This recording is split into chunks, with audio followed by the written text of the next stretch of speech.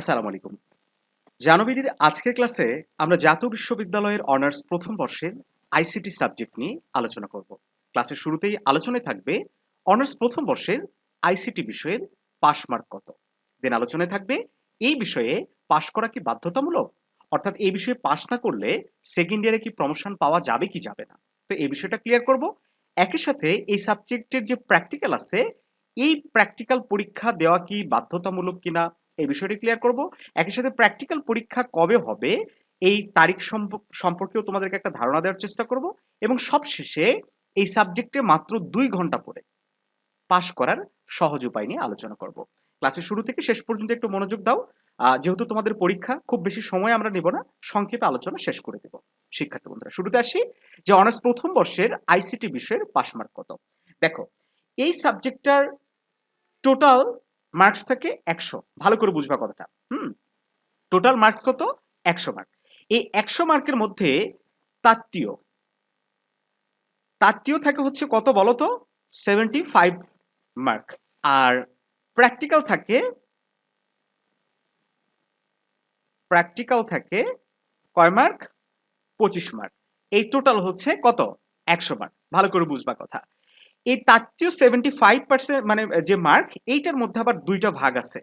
একটা হচ্ছে কি লিখিত পরীক্ষা, যেটা তোমাদের আগামীকাল 4 কি আগস্টে অনুষ্ঠিত হবে। এই লিখিত তো থাকে হচ্ছে 60 মার্ক। আর ইন কোর্স, যেটা ইতিপূর্বেই তোমাদের কলেজে হয়ে গেছে, এই ইন কোর্সে থাকে হচ্ছে 15 মার্কস।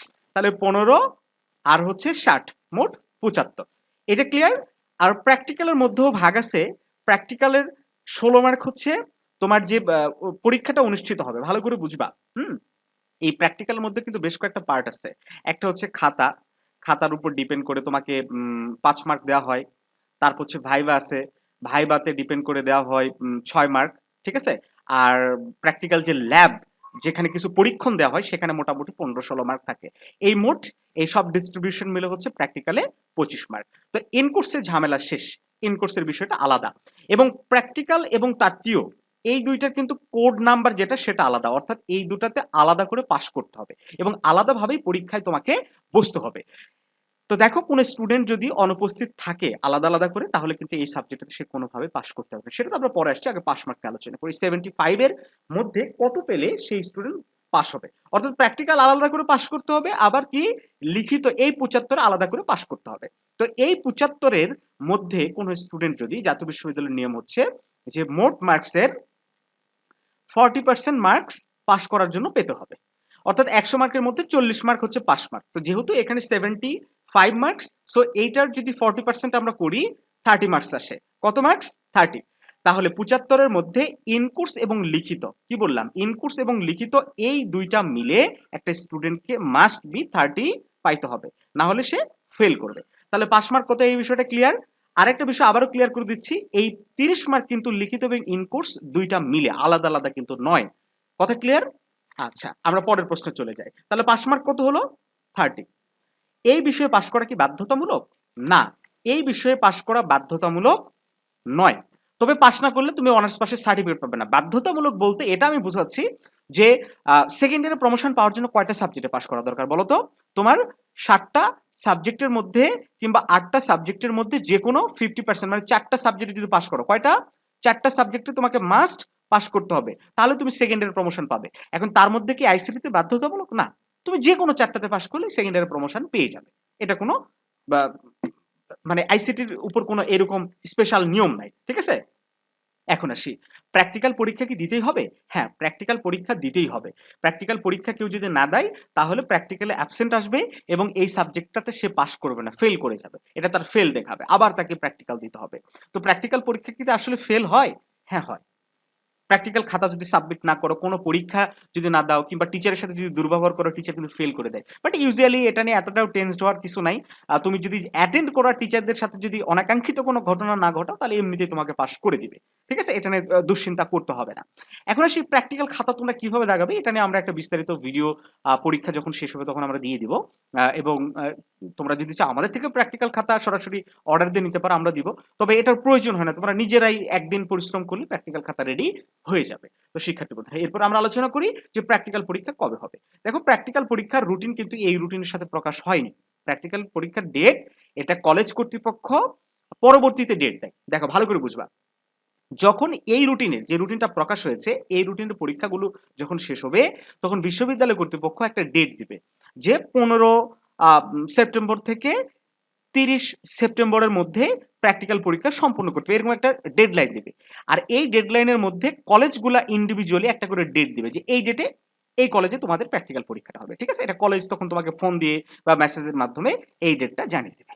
তো যাই হোক, খুবই সিম্পল একটা বিষয়, এটা নিয়ে একটু টেনশন করতে হবে না। এখন এসে 2 ঘন্টা পরে এই বিষয়ে পাশ করার সহজ উপায়। অনেকে বলতে পারে যে এটা কখনো সম্ভব 2 ঘন্টা পরে? হ্যাঁ, সম্ভব। কারণ এই সাবজেক্টটা এমন একটা সাবজেক্ট যেটার ফান্ডামেন্টাল বেসিক অনেক বিষয়গুলা তোমাদের জানা। তোমরা 7, 8 তখন থেকে তোমাদের আইসিটি সাবজেক্ট ছিল কিনা আমি জানি না, বাট এসএসসি, এইচএসসি তো ছিলই। এটা ডেফিনেটলি ছিল আইসিটি সাবজেক্ট তোমাদের। সো যেগুলো বেসিক বিষয় সেগুলো তোমরা জানো। আর এটা নিশ্চিত থাকো আগামীকালের পরীক্ষায়ও একদম ওই বেসিক বিষয় থেকেও পাস করার মতো মার্কস কমন থাকবে। রামরোম কি, সিরিডিস কি, তারপর হচ্ছে ওই যে আহ, বিভিন্ন যে কোড আছে, আজকি কোড, বেসকি কোড, এগুলা যে কোডগুলা, তারপর উপপাদ্য, হ্যাঁ, এগুলা এগুলা তোমরা কমন পাবে। দু একটা হয়তো ছোট প্রোগ্রামিং লেখা বা আহ, বর্তমানে তথ্য প্রযুক্তির ব্যবহার এই সম্পর্কেই প্রশ্নগুলো আসবে, খুব সহজ সহজ টপিক। তো কেউ যদি 1 ঘন্টাও একটু এই বেসিক বিষয়গুলো একটু রিভিউ করে যায়, সে পাস করবে। এর পাশাপাশি আমাদের যে সাজেশনগুলো রয়েছে, হ্যাঁ, একটু দেখাই। এরকম আমাদের যে নোটসগুলো রয়েছে, তোমরা তো এখন আর বই তো নিতে পারবে না, আর আমরা বই তো ওইভাবে দিও না, পিডিএফ ফাইল দিই। তো তোমরা হোয়াটসঅ্যাপে আমাদের যে হোয়াটসঅ্যাপ নাম্বার তোমরা স্ক্রিনে দেখতে পাচ্ছ, এই নাম্বারে যোগাযোগ করে এই লাস্ট মিনিট পিডিএফ ফাইলগুলো সংগ্রহ করতে পারো। আর সংগ্রহ করে যদি তোমরা পড়ো, এই প্রশ্নগুলো যদি কমপ্লিট করো লাস্ট মোমেন্টে, তাহলে দেখা যাবে যে 70% প্লাস তোমরা অ্যান্সার করে আসতে পারবে। এর পাশাপাশি একটা বিষয় সম্পর্কে তোমাদেরকে অ্যানাউন্স করে দিই। আমাদের মোবাইল অ্যাপ্লিকেশন জানোবিডি, প্লে স্টোরে সার্চ করবা ZANOBD, সার্চ করলেই আমাদের মোবাইল অ্যাপ্লিকেশন পেয়ে যাবে। এটা হচ্ছে আমাদের মোবাইল অ্যাপ্লিকেশন। এখান থেকে তোমরা যে কোনো বিষয় সর্বশেষ নোটিশ, বুক লিস্ট, সকল ইয়ারে বিভিন্ন সুযোগ সুবিধা এই অ্যাপসের মাধ্যমে তোমরা পাবে। সো আমি মনে করি এত বিশ্ববিদ্যালয়ের স্টুডেন্ট হিসেবে এই অ্যাপসটা ইনস্টল করে অবশ্যই তোমার রাখা উচিত। ঠিক আছে? আর আবারও বলছি যে যারা সাজেশন সংগ্রহ করতে চাও, শুধু আইসিটি নয়, সকল ডিপার্টমেন্টের সকল সাবজেক্ট তারা স্ক্রিনে দেওয়া হোয়াটসঅ্যাপ নাম্বারে যোগাযোগ করতে পারো।